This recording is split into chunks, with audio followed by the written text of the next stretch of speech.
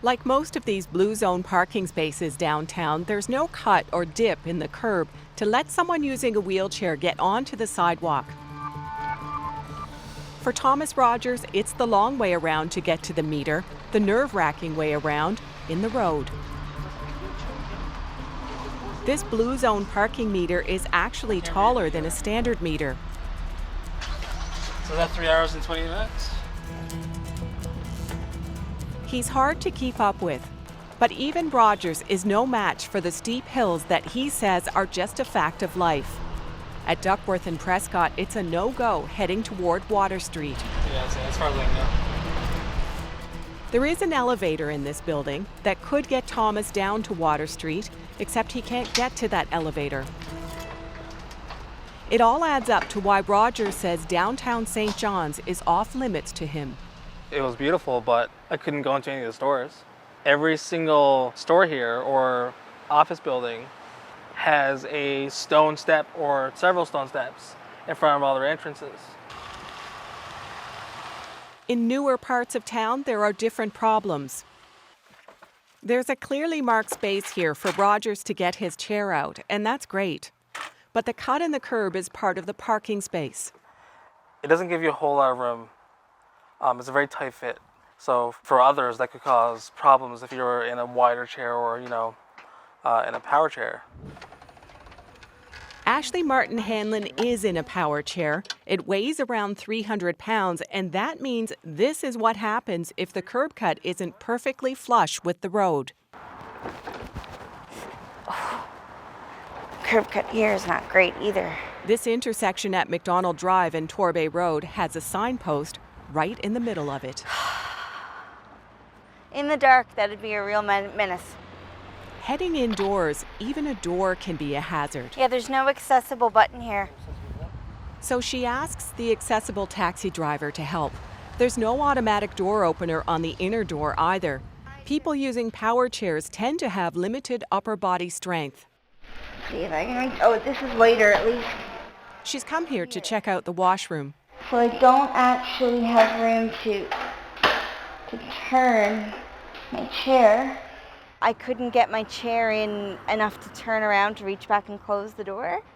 So I would have had to take care of business with the door open, which wouldn't have been ideal. A box of supplies under the sink causes another problem. I can reach the tap, barely, but I can't reach the soap dispenser unless I want to feng shui the washroom and touch the germy garbage can, which I don't. It happens all the time. You always have to have a list in your head of where the good washrooms are, where the so-so washrooms are, and where going to the washroom is absolutely not going to happen. It frustrates me more when it's a relatively new development. It's a trendy spot. It's exactly where someone my age and in my occupation should be hanging out or would be hanging out. Okay, onward and upward. Great if this was automatic. Dorcas Kelland also plans every outing. Each step she takes is painful. The walker means she needs extra room to maneuver. Cramped. Movable for me in my walker, but very cramped. Anybody in a wheelchair would not have gotten around. By comparison, this furniture store gets the thumbs up from Kelland, not just for the automatic door openers. It's clearly laid out, and there's lots of space to move around in. Let's see if this one is doable. Good design counts for a lot. Try that again. Hold on now. Let's see. It's just a little incline. You wouldn't expect it to be that difficult. Wow, that's difficult. That's a hard one. The incline is so deep. Nancy Reed is used to working hard to get around and used to seeing places that are off limits. Even getting up the incline at the entrance to St. Clair's Hospital takes muscle power. But that's nothing like the ramp at Mile 1 Stadium. This is very difficult. This is very steep. Just gonna break a second. How are you feeling right now, Nancy? I feel fine. My arms are burning because that's a workout for the arms, but it's just way too steep, and I know that I've got good upper body strength. It would be certainly impossible for many, many, many chair users. Including Gary Hall. He's got less upper body strength. He lives in an apartment building that's managed by the City of St. John's and Newfoundland and Labrador Housing. This is where I go into my apartment. There's no curb cut.